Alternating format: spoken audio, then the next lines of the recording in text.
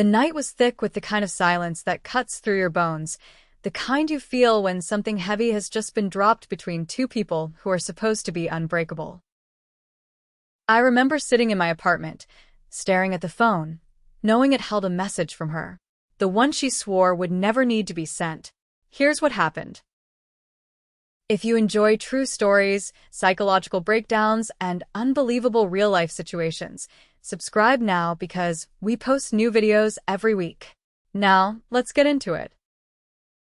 It started with those late-night texts.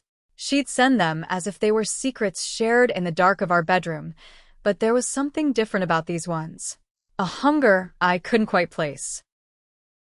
"I miss you," she would type out, and then follow up with a picture of her sitting by herself somewhere quiet. The way she looked back at me felt like a betrayal even though it wasn't meant to be.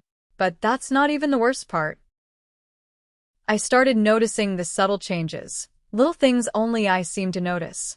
A shift in how she talked about our future, more cautious, less hopeful. And then there was the message late one night. She said, "There's something you need to know." It was a text that made my heart stop and start all over again. Then things got even stranger. I found an old email from her inbox when I was rummaging through her phone, something I never would have done before. The sender had the initials JS, which I recognized. James, her college crush turned casual fling who seemed to resurface in moments of weakness for her. And that's when everything changed. The night she came clean, it felt like watching a movie with no sound. We sat across from each other, and she began to speak about how they had reconnected, how it wasn't just messages but late-night phone calls too. She told me about James's confession over the weekend. He loved her more than ever, wanted her in his life again. I felt like I was drowning. She looked at me with a plea for understanding in her eyes, and all I could do was nod because there were no words that would capture how much this hurt. And now here we stand.